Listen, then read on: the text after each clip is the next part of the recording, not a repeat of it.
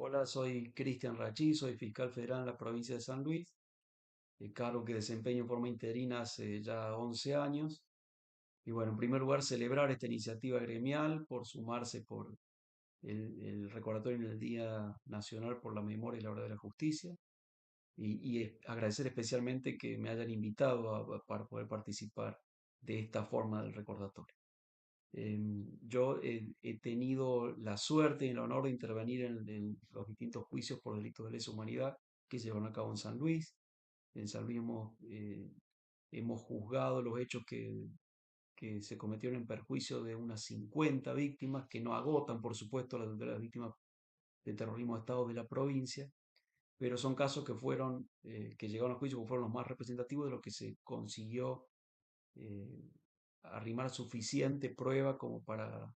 llevarlo a juzgamiento. Esto no quita que en el futuro logremos llevar a juicio a otros casos que también se produjeron en nuestra provincia. Para San Luis, a su vez, tiene la particularidad que fue de Cuyo la primer provincia que llevó a cabo un juicio por delito de lesa humanidad. El primer juicio lo hicimos allá entre 2008 y 2009. Allí se juzgó los casos de 4 víctimas muy representativas, entre ellos el caso de Graciela Fiochetti, que fue asesinada por el terrorismo de Estado, luego se secuestrada en la toma y cuyos restos fueron recobrados en 1985 en la Avenida Democracia. Después el caso también de otra víctima de la toma, Santana Alcaraz, otra víctima fatal cuyos restos todavía no fueron recobrados. El caso de Pedro Valentín Ledesma, una víctima fatal de la ciudad de San Luis, estudiante de la ciudad de San Luis, que tenía una reconocida trayectoria y intervención en trabajos sociales, que también sus restos continúan desaparecidos, continúa sin recobrarse. Y el caso de otro tomense, Víctor Carlos Fernández, el gringo Fernández, que fue un sobreviviente de la dictadura y cuyo testimonio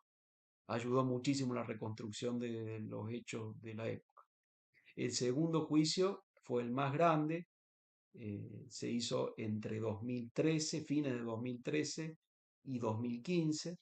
y una parte en 2016, porque en ese juicio se llegó a juzgar también a Luciano Becaín Menéndez, el jefe del tercer cuerpo de ejército, que era uno de los jerarcas de la represión en 10 provincias argentinas, incluyendo a nuestro San Luis. En ese caso, el caso donde más víctimas se trató, el juicio que más víctimas comprendió, fueron casi 35 víctimas, eh, fueron un total de 30 personas imputadas contando a Menéndez. Ese juicio fue muy importante porque, a diferencia del primer juicio que hicimos en el 2008-2009, nos permitió abarcar todas las patas del aparato represor, eh, o casi todas, ya voy a decir por qué casi todas. Desde el punto de vista abarcamos todas las fuerzas policiales involucradas, la Policía Federal, la Policía Provincial y todas las fuerzas militares involucradas, y ahí fue muy importante el juzgamiento que se hizo de la actuación que tuvo ya no solo el ejército, sino la Fuerza Aérea a través de la Quinta Brigada Aérea en Villa Mercedes, llevando a cabo la represión básicamente en el departamento Pedernera. Ese caso, al ser tan amplio y tan grande, nos permitió una reconstrucción histórica mucho más acabada de la represión en la provincia. Pudimos ver que cómo el ejército, el comando de artillería a cargo de Juan Fernández Gess, era el que manejaba la represión en toda la provincia, y cómo había distintos brazos ejecutores policiales y militares que se repartían las tareas, y ahí abarcamos hechos que sucedieron tanto en la ciudad de San Luis como en Villa Mercedes, como en Luján, como en La Toma, como en Quines. Es decir, fue un caso bastante abarcativo y representativo de la represión en la provincia. También allí se jugó el caso de colaboradores civiles como eran autoridades del Policlínico que ayudaron al enterramiento como NN de víctimas desaparecidas, eh, como fue el caso de Fiochetti, cuyos restos, como dije antes, ya los recobramos, y el de Santana Alcaraz, cuyos restos aún no hemos podido recobrar. El tercer juicio se llevó a cabo entre 2018 y 2019. Ese juicio fue de gran importancia porque ahí se juzgaron los hechos de 1975, ya está, no se discute ya judicialmente que en nuestro país el terrorismo de Estado empezó antes del 24 de marzo del 76. con las actuaciones de las fuerzas parapoliciales que precisamente ya llevaban a cabo en forma clandestina un mecanismo de represión y persecución de opositores políticos, de personas que simplemente eran consideradas riesgosas para las ideas que se querían imponer desde el régimen. Entonces ese juicio abarcamos casos de víctimas que lo fueron de privaciones de libertad y de tormentos en 1975 en nuestra provincia de San Luis, y le tuvo la importancia también que allí juzgamos la actuación de una pata fundamental, que es importante que nosotros desde el gremio lo visibilicemos también, que fue la justicia. La represión y las violaciones de derechos humanos en nuestro país no podrían haberse llevado a cabo, no por lo menos con la magnitud y la duración que tuvieron, sin una complicidad claramente judicial, y fue ahí en el tercer juicio que se juzgó la actuación del por entonces juez federal de la ciudad, de la provincia de San Luis, porque no daba curso a ninguna habeas corpus de lo que interponían las víctimas, no investigaba los casos desaparecidos, y en definitiva estaba claramente consustanciado con la persecución militar. Entonces, esto va también, tiene la importancia a nivel institucional de que a través, con jueces constitucionales y naturales, se juzgó también la actuación que el propio Poder Judicial tuvo durante la dictadura militar. Em, bueno, la verdad que en estos tiempos particularmente, pero en general es muy importante el ejercicio de la memoria y espacios institucionales como este y como otros que se dan cada 24 de marzo para que, precisamente para capitalizar todo lo que significaron los juicios. Hemos escuchado muchas veces decir, y con razón, que los juicios llegaron tarde, porque nuestro país lamentablemente, si bien fue ejemplo en cuanto al tratamiento que se le dio judicial a los casos, porque en definitiva los casos fueron y son juzgados por los tribunales constitucionales, por jueces naturales, los jueces que ya están predispuestos y que juzgan otros delitos federales no son jueces especiales, establecidos al efecto, ni fiscales especiales, no son tribunales de vencedores como lo que sucedió muchas veces en el juzgamiento de violaciones de derechos humanos que se cometieron en contextos bélicos, como fue en la Segunda Guerra Mundial u otros contextos bélicos u otras dictaduras, sino que son los propios tribunales del país los que juzgan conforme las leyes aplicables para todos los ciudadanos estos delitos. Entonces, desde ese punto de vista, independientemente del tiempo que nos ha llevado y nos está llevando el juzgamiento de estos hechos, sí es importante resaltar que es una tarea fundamental,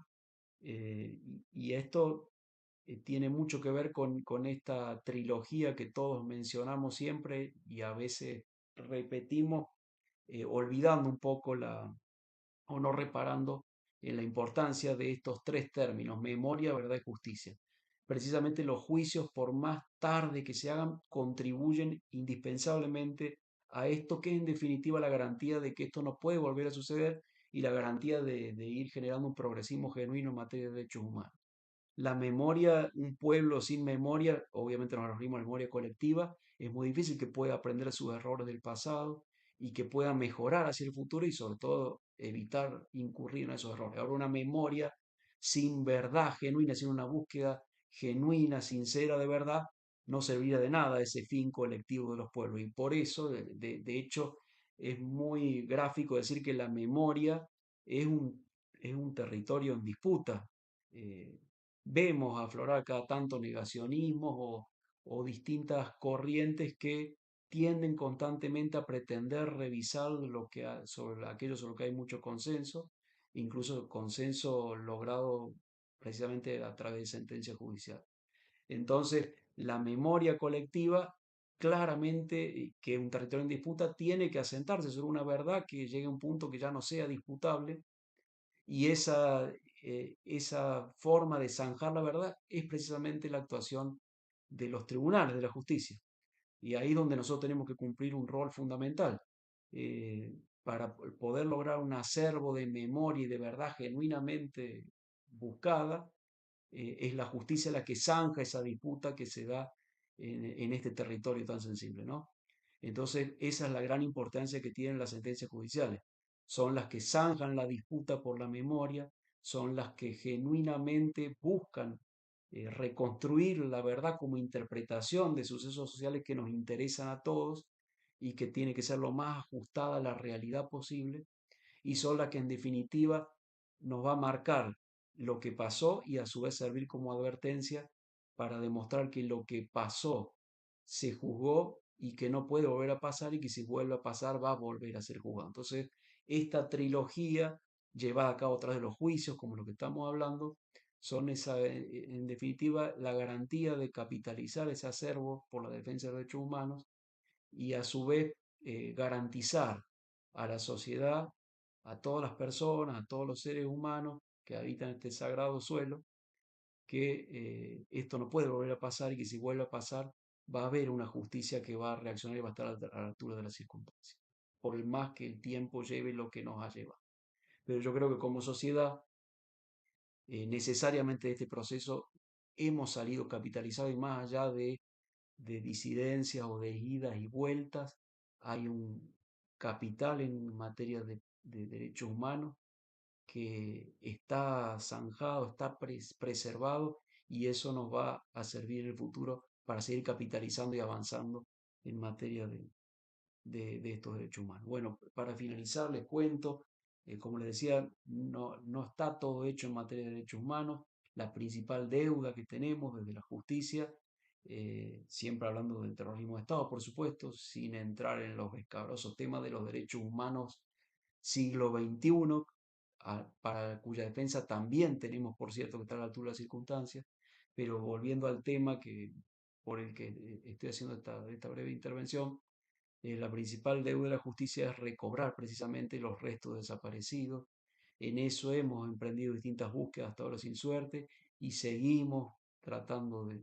de recolectar información que nos permita dar con los restos desaparecidos. Yo nombré a 6 desaparecidos, pero son 6 casos judicializados, no son los únicos personas desaparecidas por la dictadura de la provincia de San Luis. Esas 6 personas son casos judicializados y por eso los nombramos especialmente, porque son casos que hemos tratado y personas cuyos restos seguimos buscando porque es